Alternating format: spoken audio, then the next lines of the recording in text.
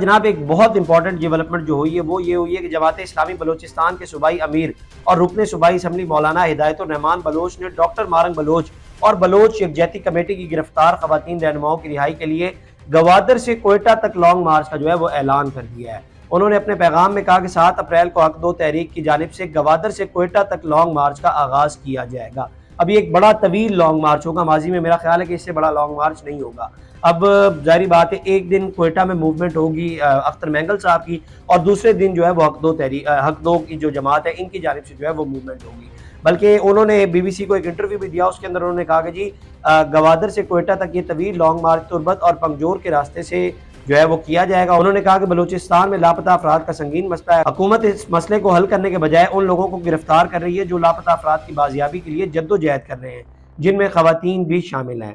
اب مختلف جگہوں سے اگر آپ دیکھیں تو اختر مینگل صاحب بھی ایک جانب جو ہے وہ لانگ مارچ کریں، دوسری جانب کوہرام بگٹی صاحب انہوں نے بھی کہا ہے کہ انہوں نے بھی لانگ مارچ کرنا ہے، اور تیسرا ان کی جانب سے بھی جو ہے وہ لانگ مارچ کا اعلان کرنے جا رہے ہیں یہ لوگ بھی۔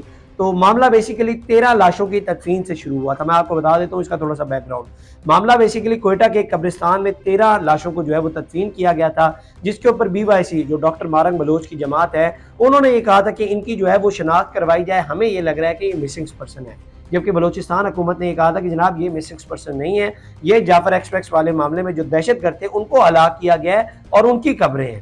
اچھا، اس معاملے کے اندر بی بی سی نے بھی یہ خبر دی، انہوں نے کہا کہ جب انہوں نے سرفراز بگٹی ان سے رابطہ کیا تو انہوں نے اس معاملے کو پورا ایکسپلین کیا۔ انہوں نے کہا کہ جی ایدی کے ذریعے جو ہے وہ ان کی تدفین کی گئی ہے، جبکہ بی بی سی نے کہا کہ جب ہم نے ایدی سے رابطہ کیا تو انہوں نے کہا کہ جی ہمارا اس معاملے کے اندر جو ہے وہ کوئی عمل دخل نہیں ہے۔ اب وہ جو قبریں ہیں، اب ظاہری بات ہے وہ ان مارک گریوز ہیں، کوئی پتہ نہیں ہے کہ کن کی قبریں یا کون ہے، اس کے اوپر جو ہے وہ کوئی تختی وغیرہ لگی ہوئی نہیں ہے۔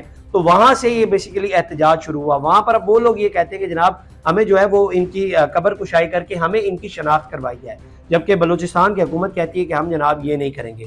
وہاں سے پھر اس کے بعد جو ہے وہ احتجاج شروع ہوتا ہے۔ آپ جانتے ہیں کہ بی وائی سی کی جانب سے ڈاکٹر مارنگ بلوچ کی جانب سے جو ہے وہ احتجاج کیا جاتا ہے، جس کے بعد ان کو گرفتار کیا جاتا ہے۔ اس کے بعد سمی دین بلوچ وہ احتجاج کرتی ہیں، اس کے بعد ان کو گرفتار کیا جاتا ہے۔ اس کے بعد اختر مینگل صاحب بیچ میں آتے ہیں، وہ لانگ مارچ کا اعلان کرتے ہیں۔ اس کے بعد سمی دین بلوچ کی رہائی ہوتی ہے۔ اس کے بعد آپ جانتے ہیں کہ پی ٹی آئی کا ایک وفد وہ بھی وہاں پہ جاتا ہے اس سلسلے میں، بلکہ کوئٹہ پریس کلب کے اندر جو ہے وہ ایک پریس کانفرنس بھی کی گئی، اور وہ ساجد ترین جو کہ ایکٹنگ پریزیڈنٹ ہیں بی این پی کے، ان کی جانب سے بیسیکلی پریس کانفرنس کی گئی۔ اور امپورٹنٹ بات جو اس کے اندر ہے، بیسیکلی دیگر جماعتیں جس میں نیشنل پارٹی ان کے سیکرٹری جنرل میر کبیر وہاں پہ موجود تھے، president P T I Balochistan Dawood Shah وہاں پہ موجود تھے، اس کے علاوہ اے این پی سے راشد ناصر وہاں پہ موجود تھے، پی ٹی ایم خاص طور پہ بلوچستان پریزیڈنٹ نور بادشاہ انہوں نے بھی جو ہے وہ شرکت کی، اور member of Balochistan bar council Rajab Khan Walidi انہوں نے بھی جو ہے وہ اس پریس کانفرنس میں جو ہے وہ شرکت کی۔ اور پوائنٹ بیسیکلی یہی تھا مسنگ پرسنز کے حوالے سے جو ہے وہ بیسیکلی اس ایشو کو جو ہے وہ اب ریزالو کیا جائے، اسے اور ڈیلے ہم نہیں کر سکتے۔ اچھا، اس کے علاوہ بلکہ اختر مینگل صاحب کے حوالے سے بات ہو رہی تھی تو انہوں نے ایک انٹرویو دیا ہے بی بی سی کو، اور بڑا اچھا انٹرویو بی بی سی نے کیا ہے۔ تو ان سے بیسیکلی انہوں نے اس کے اندر کہا کہ بلوچستان کے مسئلے کو بیسیکلی جو ہے انہوں نے کہا کہ سیاسی مسئلہ سمجھیں، اگر آپ نے اس کو سیکیورٹی ایشو سمجھا ہے تو پھر یہ سیاسی لوگوں سے حل نہیں ہوگا، پھر فوج اور جو پہاڑوں پر بیٹھے ہیں ان کے ذریعے حل ہوگا۔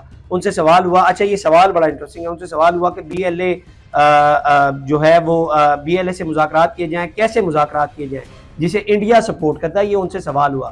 کہتے ہیں کہ سی پیک اور دوسرے صوبے کو وہ سبوتاج کرنے کی کوشش کرتے ہیں، تو اس پہ آپ کیا کہیں گے؟ اچھا، اس کے اوپر جو ہے وہ بڑا انٹرسٹنگ جواب دیا اختر مینگل صاحب نے۔ انہوں نے کہا کہ دیکھیں بیرونی مداخلت کو کسی بھی ملک کے اندرونی معاملات میں نظر انداز نہیں کر سکتے، اگر وہ مداخلت کر رہے ہیں تو اس کے مواقع آپ نے خود فراہم کیے ہیں۔ بلوچستان کے لوگوں کے جائز حقوق دیتے آج وہ کسی کی طرف نہ دیکھتے، نہ ہندوستان کی طرف، نہ افغانستان کی طرف، اور نہ امریکہ کی طرف۔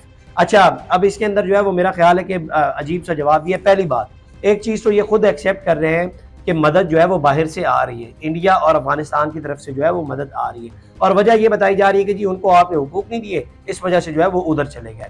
اختر مینگل صاحب کا یہ بڑا فلاڈ آرگیومنٹ تھا، میں اس سے بڑا اختلاف کرتا ہوں۔ اختلاف اس لیے کرتا ہوں، ظاہری بات ہے میری اپنی رائے ہے، آپ اس سے اختلاف کر سکتے ہیں۔ اگر آپ اس بنیاد کے اوپر ظاہری بات ہے کہ باتیں چھیڑنے لگ جائیں تو یہاں پر تو پاکستان کے اندر بہت سارے ایسے طبقے ہیں جن کے اپنے اپنے بہت سارے مسائل ہیں، تو کیا وہ ان مسائل کی وجہ سے دشمن ممالک کے ساتھ جا کر ہاتھ ملا لیں؟ آپ یہی کہنا چاہ رہے ہیں نا کہ یہاں پر ان کو حقوق ان کے نہیں ملے، اس وجہ سے جو ہے وہ لوگ وہاں پر چلے گئے۔ تو پاکستان میں تو ایسے بہت سارے طبقے ہیں جن کو ظاہری بات ہے جن کے اپنے اپنے مسائل ہیں، تو کیا وہ پھر دوسرے ممالک کے ساتھ ہاتھ ملا لیں یا ان کے ساتھ الائنس کر لیں؟ اس کی ایک بہت بڑی اگزامپل ایم کیو ایم ہے۔ ان کو یہ کہا جاتا تھا کہ آپ کی فنڈنگ یا آپ کے تعلقات جو ہے وہ انڈیا کے ساتھ ہیں، تو پھر ظاہر ایسی اور بہت ساری ایگزامپلز ہیں. تو اس طرح سے نہیں ہو سکتا, اس طرح سے ملک نہیں چل سکتے. بلکہ آپ ایک جگہ پہ یہ کہہ رہے ہیں کہ جناب وہاں سے جو ہے وہ ظاہری بات ہے مدد ہو رہی ہے, اور آپ کو کیا لگتا ہے انڈیا ان کا ماما لگتا ہے, یا ان کی وہ جو مدد کر رہا ہے وہ ایسے ہی کر رہا ہے, یا بلا وجہ مدد کر رہا ہے؟ بدلے میں وہ کچھ تو لے گا نا, کچھ تو وہ مانگے گا نا بدلے میں, یا کچھ تو وہ دے رہے ہوں گے جس کی وجہ سے وہ مدد کر رہا ہے. تو بدلے میں وہ آپ سے کچھ تو لے گا نا, ظاہری بات ہے. وہ آپ کے مامے کا لڑکا تو ہے نہیں, یا وہ آپ کا ماموں تو ہے نہیں کہ آپ کو فری میں مدد کرتا رہے گا آپ کا اور بدلے میں آپ سے کچھ نہیں لے گا. بلکہ ایک اور ان سے سوال ہوا, ان سے میں حیران ہو گیا یہ اس کا جواب سن کے. ان سے سوال ہوا کہ جی آپ دوبارہ استعفیٰ دے چکے ہیں, کیا آپ دوبارہ پارلیمانی نظام کی طرف لوٹیں گے؟ تو انہوں نے فرمایا, جی بڑا انٹرسٹنگ جواب دیا. انہوں نے کہا کہ جی پاکستان کا پارلیمانی نظام نیگیٹو کی طرف جائے گا, مجھے اس میں کوئی پازیٹیو تبدیلی نظر نہیں آتی. اس کو مد نظر رکھتے ہوئے میں نہیں سمجھتا کہ پارلیمانی سیاست میں کوئی گنجائش باقی ہے. اچھا گنجائش نہیں ہے تو اگلا نظام کون سا ہونا چاہیے؟ کوئی سردار لا کر پاکستان کے اوپر بٹھا دیں, یا کوئی صدارتی نظام بنا دیں. میرا خیال ہے کہ یہی نظام جو ہے وہ بہتر ہو سکتا ہے. ہاں آپ اس میں یہ کہہ سکتے ہیں کہ الیکشن دھاندلی سے ہوئے, فارم 47, اس کے اوپر آپ بات کر سکتے ہیں, لیکن ظاہری بات ہے نظام یہی جو ہے وہ بہتر ہے. باقی احتجاج کرنا آپ کا حق ہے, آپ کے اپنے رائٹس ہیں, آپ ان کے لیے احتجاج کریں, یہ آپ کا حق ہے. لیکن اس کے لیے دوسرے ملکوں سے مدد لینا, اور وہ بھی دشمن ملک سے, یہ غلط ہے, اور یہ کسی صورت بھی جو ہے وہ قابل قبول نہیں ہے. باقی احتجاج آپ لوگ کریں, یہ آپ کا حق ہے, اور جہاں پر آپ کا رائٹ ہے اور آپ حق بجانب کھڑے, ہم بھی وہاں پر آپ کے ساتھ جو ہے وہ کھڑے ہوئے آپ کو نظر آئیں گے. مسنگ پرسن والا معاملہ ہے وہ ریزالو ہونا چاہیے, بڑے عرصے سے چل رہا ہے, اس ایشو کو ریزالو ہونا چاہیے.